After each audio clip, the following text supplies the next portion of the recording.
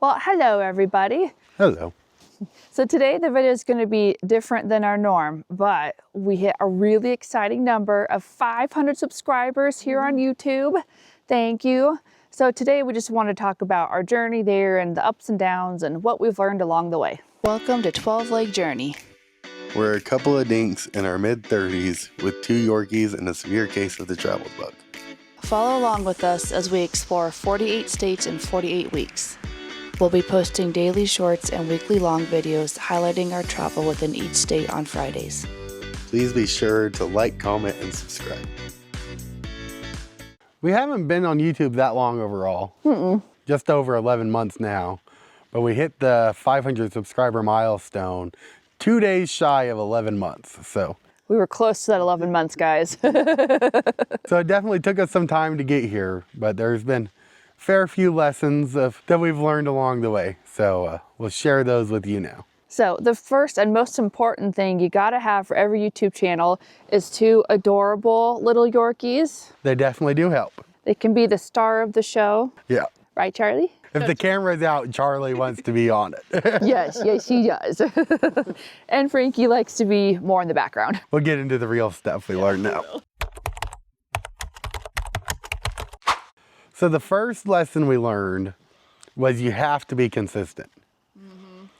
That's what we ended up having a week that we took off from posting early on. I think it was in January, the end of January. Yeah. So we had 6 or 7 videos out at that point. And the editing software that Amber uses was CapCut, which was attached to the TikTok ban. So there was a few days that we couldn't access it. Yeah, I had a video done, but I couldn't export it.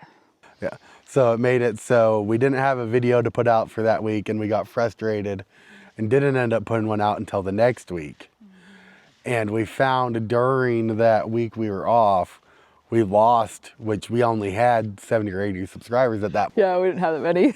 But we lost like 10% of them, and our view count for the next 4 or 5 videos was significantly down. It plummeted. We really lost momentum, which we didn't necessarily realize was going to happen. Although looking back, it makes sense it did, but when you're brand new to it all, you don't realize the extent, non-consistency, how bad it's going to be for your channel. Yeah, it definitely makes a big difference. Yeah. So once you start, be sure you're ready to continue going. Consistency is definitely key.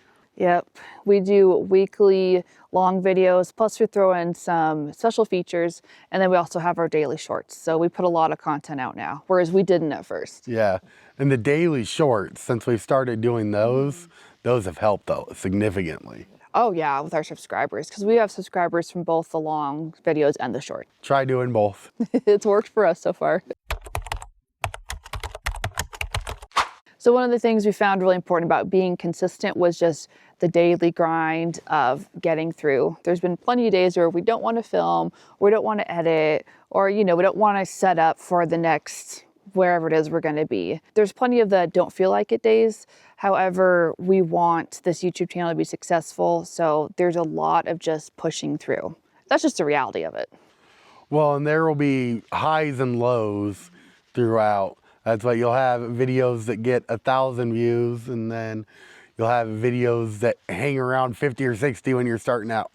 And keeping motivated when you have 3 or 4 or 5 videos in a row that aren't getting any views at all, it can be a little rough. It can. I know some people have instant success on YouTube, but that is rare. So I think for most people, it's worked out how it does for us, where we just keep pushing through, and then at some point you get the breakthrough video. We're still waiting for ours. Not sure which one that'll be, but we're getting there. Especially starting out, if you're making content that isn't so time sensitive, where it doesn't have to be consumed that day or that week. Like we had our video for Iowa was stagnant at the start. It got 100 views, and then suddenly last month it started taking off again, and it's tripled in views or quadrupled now, I think. And we got a subscriber from it. We've gotten subscribers from old videos, which we hadn't thought was a thing, but it is. It's been nice seeing that oh, our old content catalog, people are going back and watching it again. So. Well, and the more you build the library, the more it gives people a chance to go and really look through your channel. For me personally, I like it when I see a channel with a lot of content so I can just look at a bunch all at once. So if they only have 1 or 2 videos, I'm like, well, are they going to keep going or not? Just keep pushing through, put the content out there, because eventually it might get consumed for you and you might get the watches and the view time. And it's okay to not know everything at the beginning. We didn't know anything when we started 11 months ago. So the more you push through, the more you're going to learn. So the faster you can film and put out content, and then you can put out more content because you find you have time for it. Yeah, that's what her editing times dang near been cut in half for the video editing, and she's learning new tricks. Yes, the videos look a lot better and they don't take me nearly as long, which is why we've been putting out more special features because I've got the time for it now. Yeah. It's pretty nice. Well, and for us, we kind of just started this channel on a whim. Yeah, we did. We decided to go on this trip, and with parents all saying, oh, well, you got to send us pictures and let us know where you're going. Oh, yes. We decided it'd be just easier to do a YouTube channel.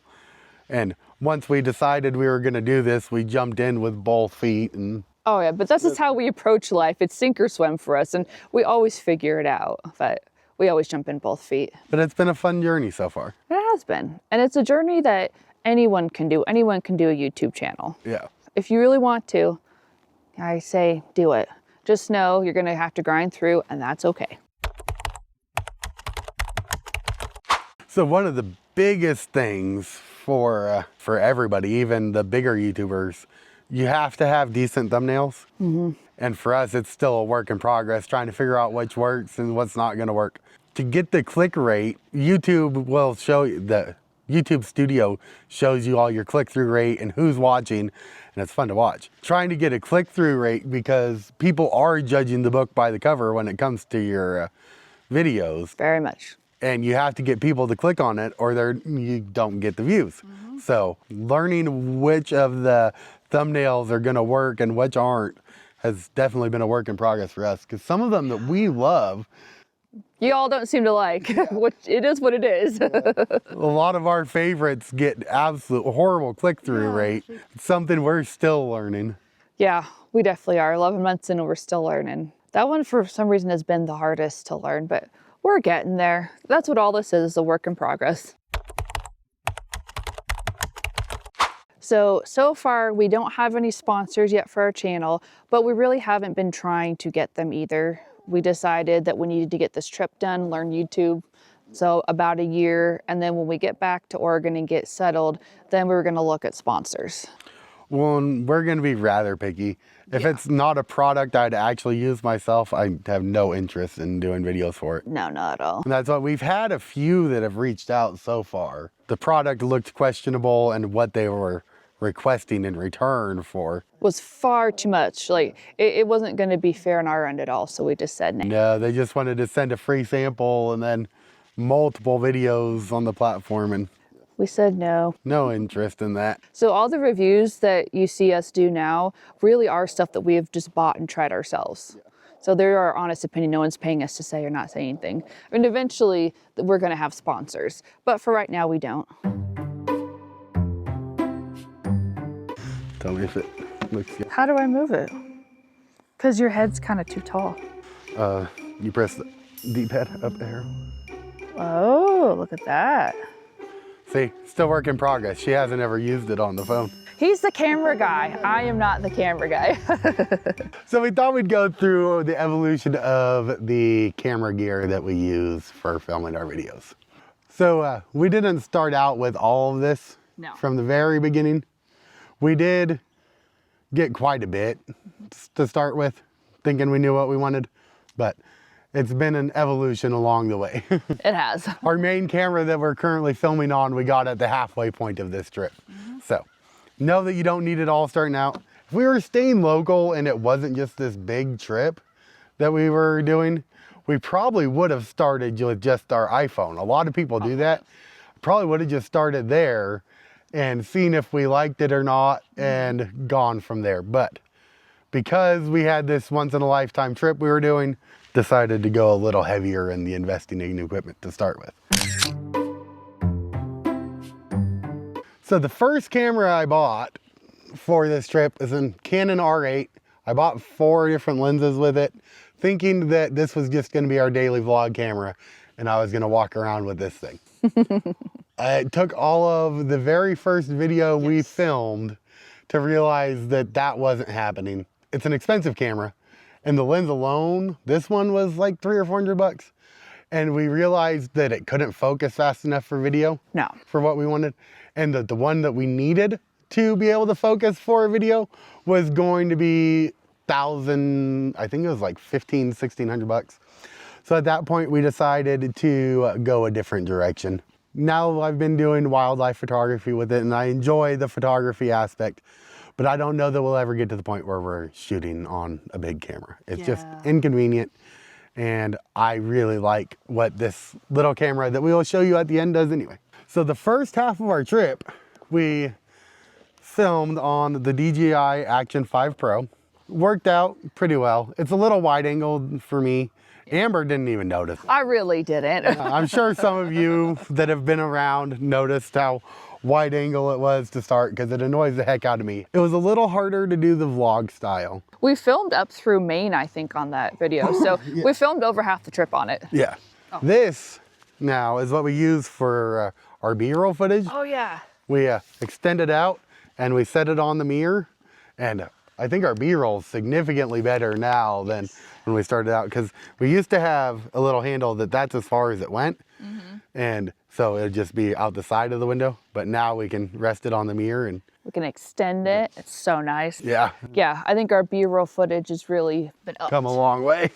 So you can control our cameras from your phone, which is pretty cool. You can move it around, like, see, watch. Whee! I can move you all around. So apparently I forgot to hit record on the action camera as I was trying to show you guys the main camera we film with for most of our videos now. So I will film it here at Flathead Lake. This is the main camera we film everything with now. It's a DJI Pocket 3. Just flip the screen and the camera rolls into place.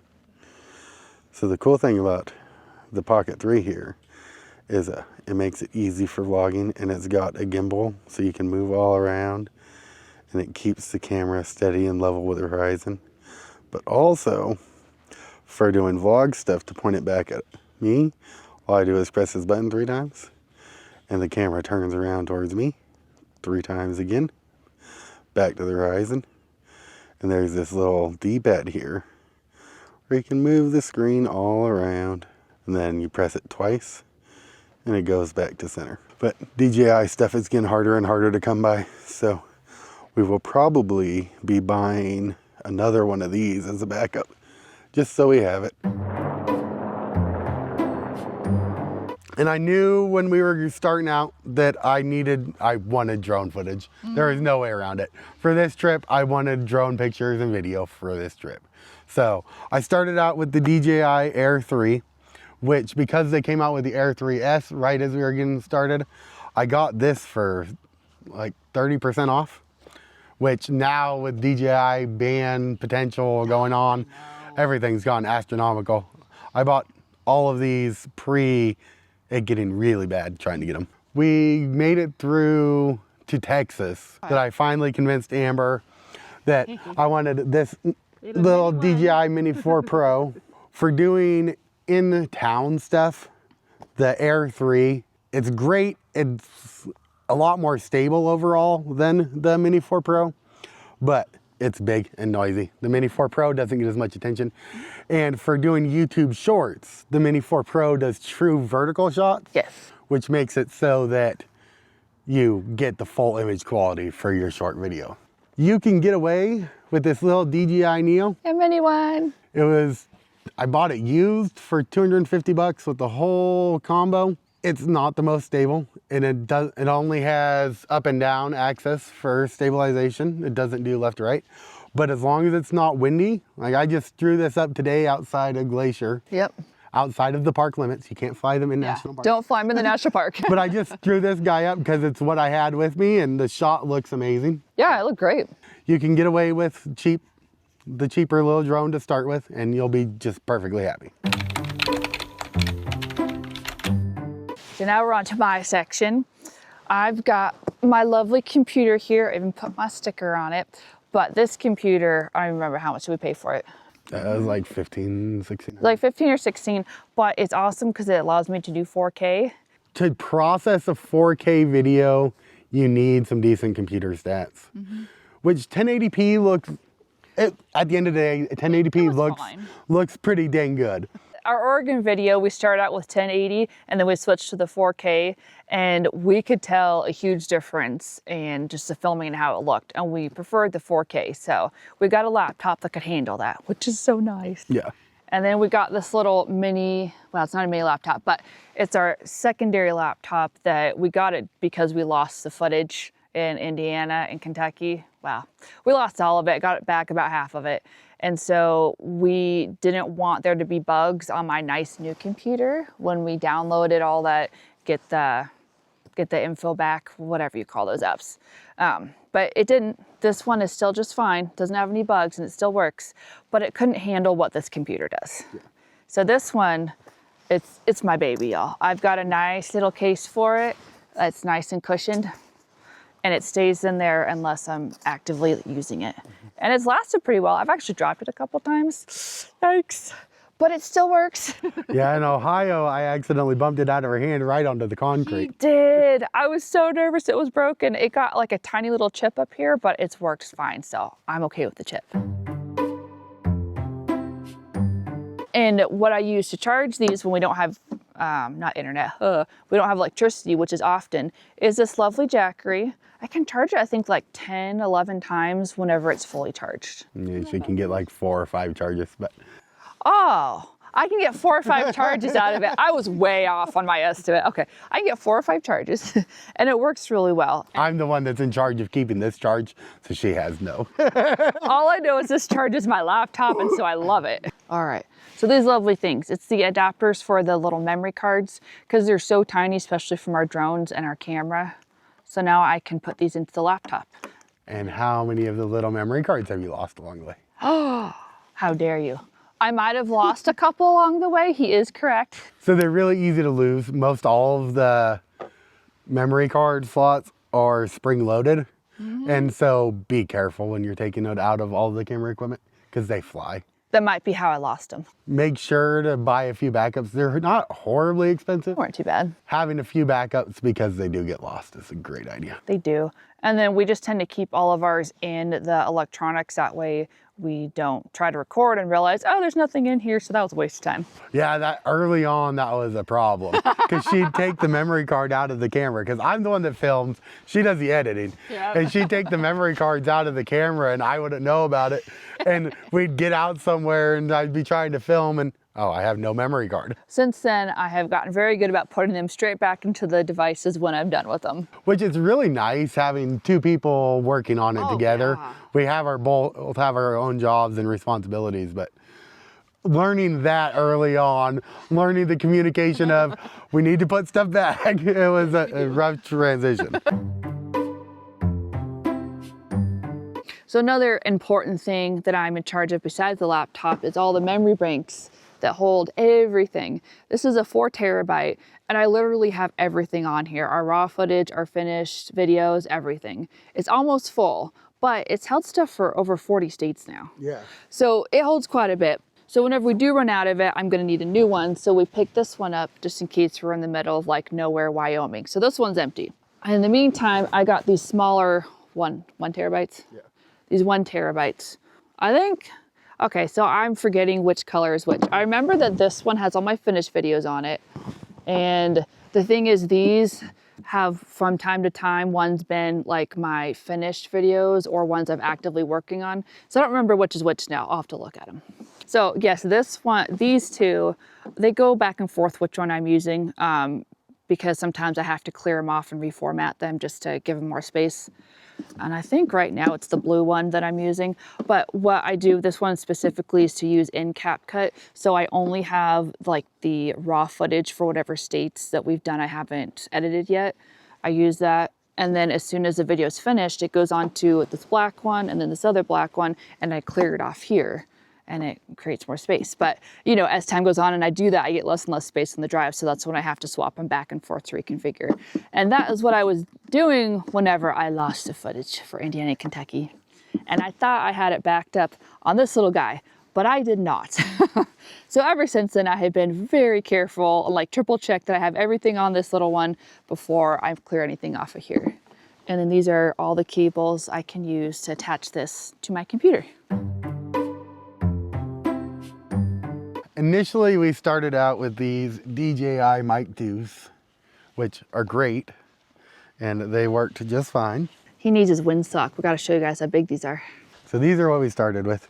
Audio is a lot harder to fake than video is. So we strongly recommend getting some real microphones, even if you just use your iPhone, because you can plug it in through this little thing and use the microphones with your iPhone.